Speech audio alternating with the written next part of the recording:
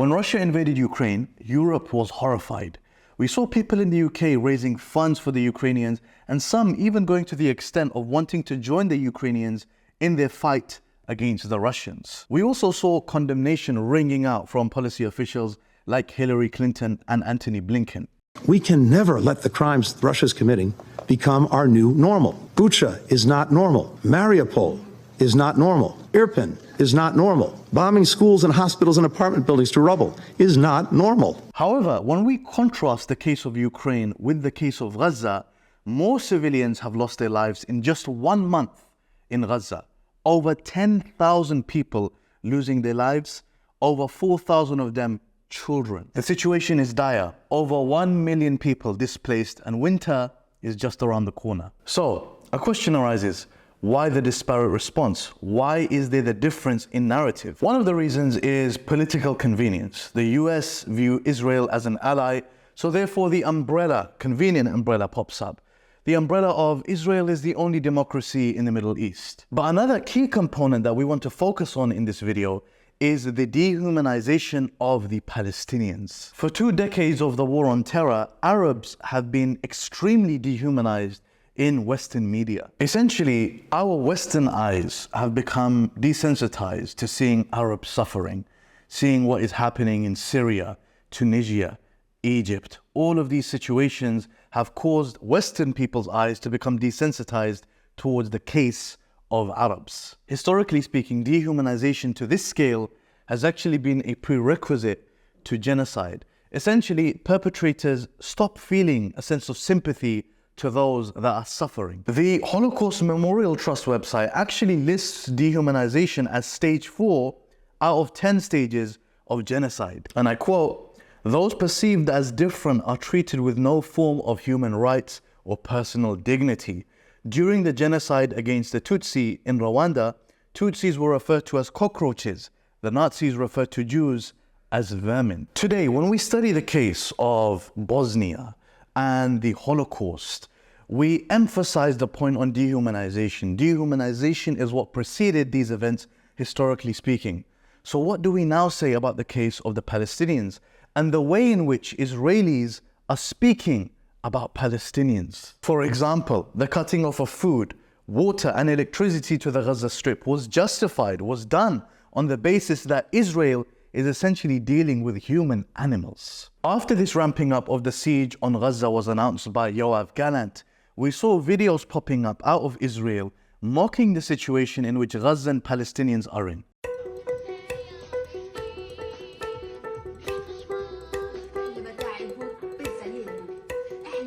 As the Gazans were starving and in dire need of aid, we saw Israeli Rabbi Meir Maroz speaking to Israeli Channel 7, mentioning that we would have sent them food, we would have helped them, essentially, if they were human beings. Anyone who has any background in the study of dehumanization will tell you this is, by the definition, textbook dehumanization. We also saw the French-Israeli journalist mentioning that there are no civilians in Gaza. Alors, excusez-moi, juste il n'y Lily, a pas est-ce de que pour vous, population civile innocente à Gaza. Non. And all of these narratives manifest when we see a Palestinian running away from an Israeli bulldozer, being shot, his body being filled with bullets, and then being run over by an Israeli bulldozer. During previous incursions on the Gaza Strip, we saw Israelis gathering up and watching as bombs were dropping on the Gaza Strip, as if they're watching some sort of symphony, a theater. It seems as though the bombardment has been very much in Beit Lahia. Now the sound that you are hearing here, we're on the top of a hill, and I think you can probably see there are lots of Israelis gathered around who are cheering when they see these kinds of Israeli strikes. And Palestinian death is celebrated.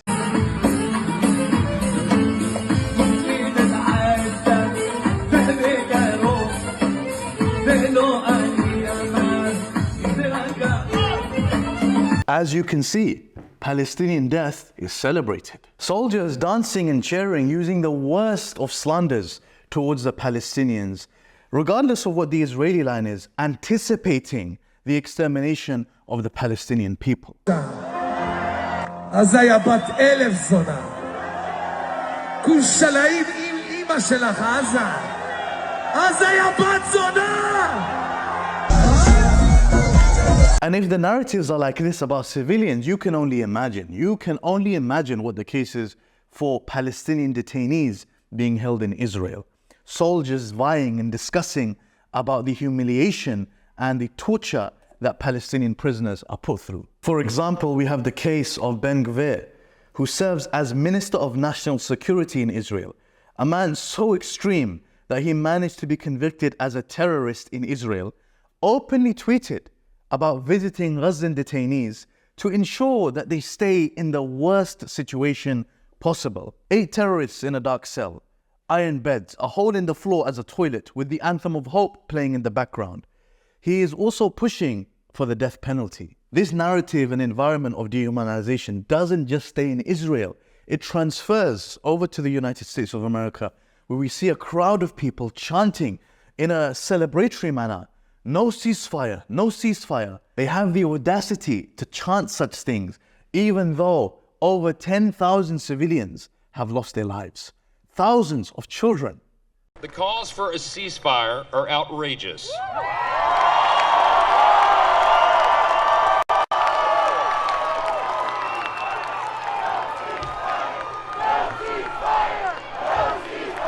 Essentially, the outcome of such dehumanization is to kill any empathy for the Palestinians. It's to obliterate common humanity. I mean, we even saw the Israeli ambassador struggle to show any sense of empathy for the Palestinian situation, for what the Palestinians are going through. I'm asking you, do you have any empathy with the Palestinian position? I have zero empathy to people that time after time refuse to recognize the right of the Jewish state to their homeland, Jewish people in their homeland. Essentially, this is an environment where, as Israeli political analyst Akiva Eldar writes, even many liberal and progressive people say they don't have room for compassion. As the death toll continues to climb, now, more than ever, we need to humanize the Palestinians. We continuously hear it being mentioned, and we too have mentioned it. Over 10,000 people have lost their lives. However, when we say this, the number 10,000 may just seem as a number, but we need to remind ourselves and remember, this number is made up of individuals, names, human beings, people who have memories, who had times with their family, who have anxieties, who have hopes, who have dreams. Human beings like you and I, Gazan children, just like you and I did when we were children, deserve to play in the park happily, deserve to have childhoods where they do not need to worry about bombs being dropped on their heads. Humanity needs to win.